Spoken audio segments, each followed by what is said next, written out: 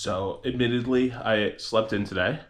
It is around 8 a.m. here in sunny California, which is around 11 my time. But doing work like this does involve some level of self-care. And, you know, especially after that first day of travel, like starting the day off right, can really go a long way to making the trip a success. First full national park day, Joshua Tree. Let's get it. Coming out here and seeing the desert. Like, this isn't even the national park yet, but just seeing the desert is so crazy. You know how, like, sometimes when you travel and you don't know what to expect, like, you're not necessarily excited yet, but then when you actually get to that place, the hype finally sets in. I think I'm now in the place where the hype is setting in, and I'm getting a sense of what's gonna happen. Today was a really good reminder of when you're on the road, how much harder getting a balanced and nutritious breakfast is than it needs to be. And so what I procured was a Chobani yogurt. It's a little bit more sugary than I would like, but it's not the worst thing in the world. And then I also got myself this apple. And from home, I also brought some chia seeds, which I will put in the yogurt. All right, here we go. Also forgot to mention, fiber is actually what these seeds are really good for, so I gotta mix this up now. I have a couple of hikes in mind. I did a little bit of research, so I'm not going into this fully blind. What's nice about today is it's actually not too hot. So we're in the middle of the Southern California desert, so Joshua Tree gets really hot during the summer.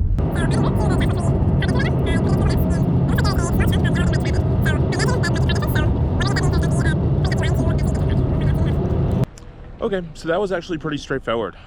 They had me go up and just buy an America the Beautiful pass, so that's gonna give me access to all the national parks for the next 12 months. The other interesting thing that I learned is, you know, on the way up here, we did pass a visitor center, and it turns out that there are no visitor centers inside the park because it is apparently so desertous that they cannot adequately have buildings out there. The good news is I did come prepared. I will show you in a sec. All right, today's setup includes a 3-liter pack of water, which I've got tucked away in this backpack. I'm also gonna be putting some Thai lime and chili cashews in there. These are really good snacks. They taste good. They're also high in protein, so they're pretty healthy. And I'm obviously bringing some sunscreen as well. First stop is going to be, I believe, the Hidden Valley Trail. So I'm gonna head over to the trailhead right now. Already pretty freaking hot, by the way. So only got a few minutes into the park, and as I was driving, I just saw all these cars parked alongside this road. And then I saw a sign that apparently there's some sort of exhibit going on. Just saw a sign for a 7.5-mile hike, and don't really see much about an exhibit. So gonna walk maybe half a mile at tops, and if I don't see any exhibit, I'm probably just gonna turn around. Okay, so just passed by this other area that looked way cooler than anything else we'd seen so far. It's called Quail Springs. I also saw a sign that said exhibit, so I think honestly exhibit might just be any tourist attraction. I'll have to look this up when I get back into cell service, but yeah, this is kind of what we're looking at right now. I want to go climb that rock, so let's do it. These little crevices right here, this is pretty cool. Okay, so it actually seems like there might be some pretty serious bouldering opportunities here. Might be a good time for me to get my chest strap out so I don't have to carry up this GoPro by hand. Also starting to think a little bit more about this lack of cell service thing. This could kind of be a problem over the next couple weeks when I have a couple of meetings that I'm gonna have to still do and not cancel. So organizing around those and still being able to dial or call in, that's gonna be a factor on this trip.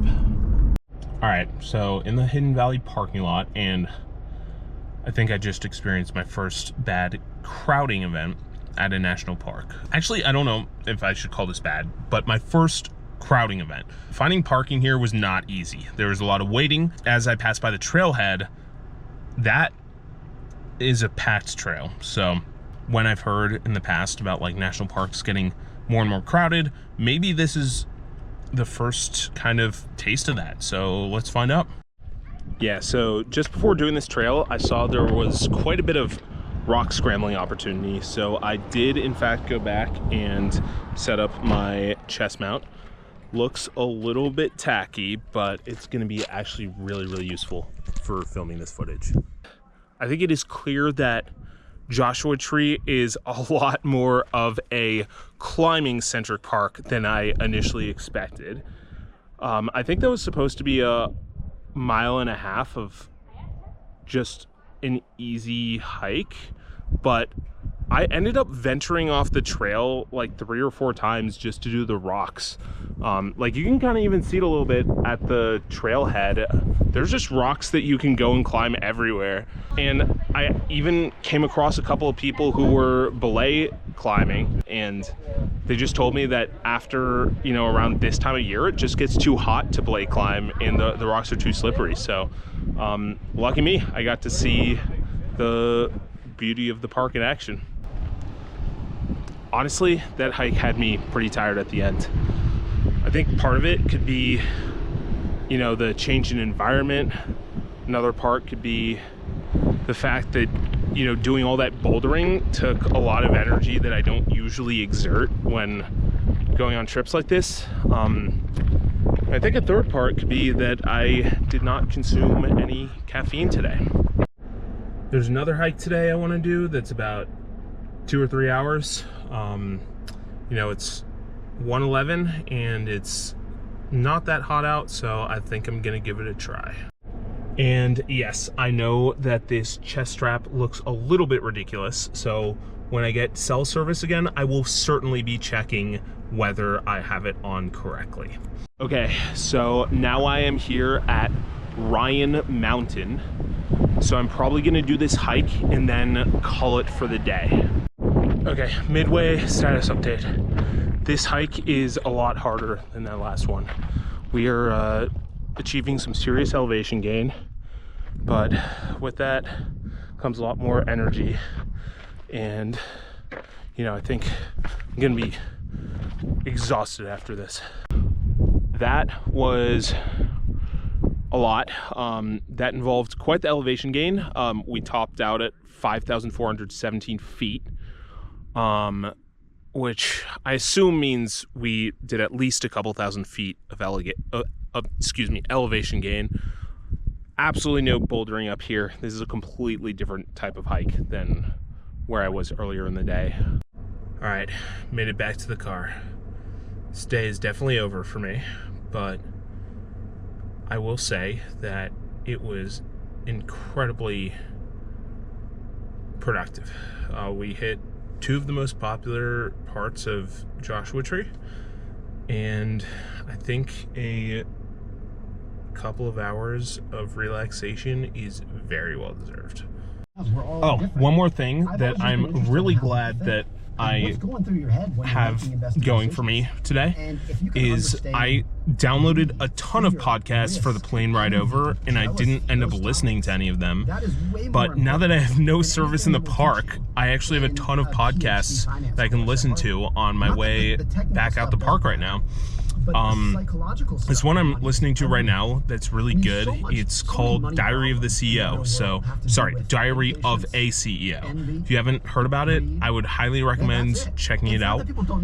And I promise I'm not sponsored. Wow. I just wanted to show you guys something. So this 3-liter pouch of water. It looks like I got through about 2.5 liters of this on today's adventure. If that's anything to be said about, you know, going and exploring the national parks, getting one of these babies is probably a pretty worthwhile investment. Okay, so update. I've now showered and gotten dinner, and I'm in Palm Springs right now.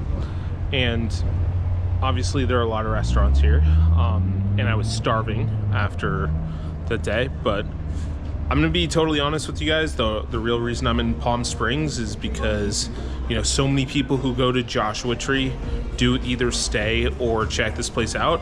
Probably gonna walk around for maybe like 5 or 10 minutes, then probably just go back to the hotel because I'm honestly exhausted right now. Okay, so I actually kind of lied about going straight to bed after getting home. I, in fact, decided to finish up a video that I would really like to get out before the end of the weekend. Okay, so I set that video to upload overnight because in more remote areas like this, the internet can be pretty shaky.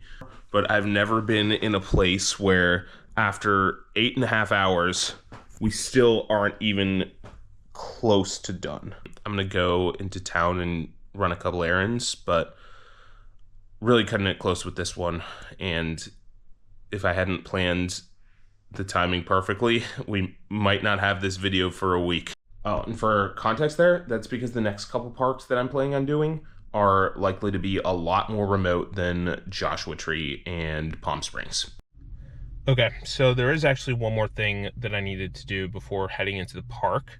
So I was able to upload the entire video before getting out of my Airbnb, but I didn't have time to do some of the more like minor stuff that still needs to be done before video gets uploaded. So here's a little bit of a behind the scenes of what I'm talking about. So for, you know, these types of videos, I have to put in chapters. So this is not always the easiest thing to do. Some videos it's easier, others it's harder. Okay, video is finally posted. Let's get to Joshua Tree. All right, so I'm pretty much done with day 2 in the park now. Basically, I came in, I took a look at this map. I took a little bit of a visual checklist and then just decided to hit all the places that, you know, seemed important that I didn't get to yesterday. I do have to hit a certain number of sites for each of these parks in order to get enough of a sense of them in order to guide on a review. I do have a certain level of responsibility here, and I think that can be intimidating sometimes, but it's also a very awesome responsibility to have. Okay, so I have a general idea of where I'm gonna stay tonight. Next national park, Death Valley. Let's hit it.